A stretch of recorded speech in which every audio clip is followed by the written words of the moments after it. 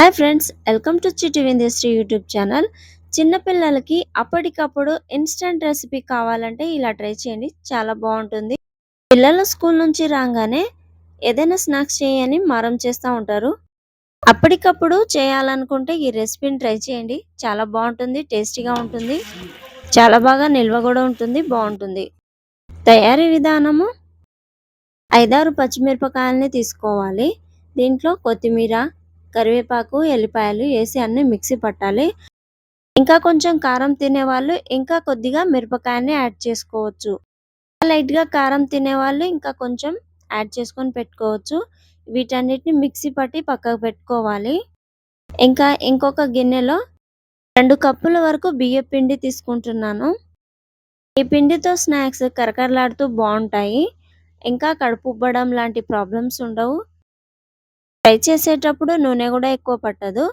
దీంట్లో సరిపడా ఉప్పు, మిరియాల పౌడరు, ఆల్రెడీ మిక్సీ పట్టుకున్న ఆ గ్రేవీ వేసి కలుపుకోవాలి. కరివేపాకు ఫ్లేవర్తో ఈ రెసిపీ చాలా బాగుంటుంది, చాలా ఇష్టంగా తింటారు పిల్లలైతే. ఇంకా నిల్వ ఉండడం వల్ల కూడా ఒక రోజులోనే అయిపోకుండా వారం రోజుల వరకు తినొచ్చు. ఇంకా ఇలా కలిపేశాక ఏడి వాటరు బుడగలు వచ్చేంత వరకు వేడి చేసి ఇలా కలుపుకోవాలి. వేడిగా ఉంది కాబట్టి గరిటెతో కలుపుకోవాలి. ఒకసారి కలుపుకున్న తర్వాత మళ్ళీ హాట్ వాటర్ వేసి కలుపుకోవాలి.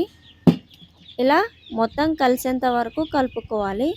ఇక్కడ నేను పిండిని జోరుగా వచ్చేంత వరకు కలపట్లేదు, ఎందుకంటే మనం వీటిని ఫస్ట్ రోటీస్ చేస్తాము.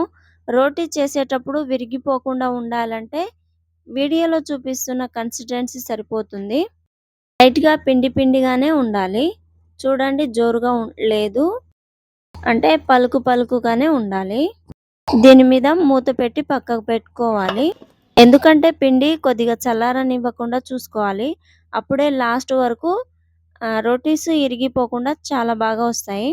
ఇంకా కొంచెం కొంచెం పిండిని పక్కకు తీసేసి మనం నార్మల్ వాటర్ అంటే చల్ల వాటర్ యూస్ చేసుకుంటే ఇలా కలుపుకోవాలి.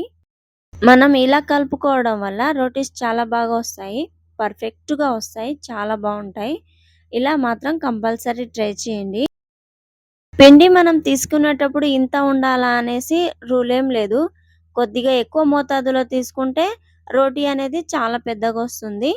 ఇంకా నూనెలో తీసి వేయించుకోవడం ఈజీగా అవుతుంది, ఫాస్ట్గా అయిపోతాయి అప్పలు చేయడం, టైం కూడా సేవ్ అవుతుంది.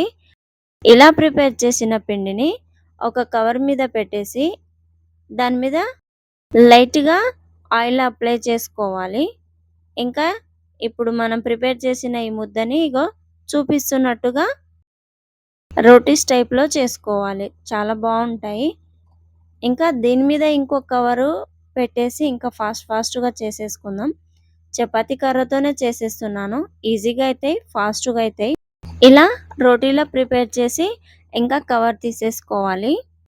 ఇలా రోటీస్ ప్రిపేర్ తీసేటప్పుడు కూడా ఇరిగిపోకుండా ఎలా కావాలో అలా తీయాలి అని అంటే ఫస్ట్ మనం ఆయిల్ అప్లై చేసుకున్నాం కదా, అలా ఆయిల్ అప్లై చేయడం వల్ల మంచిగా వచ్చేస్తాయి, ఎలా కావాలో అలా వచ్చేస్తాయి.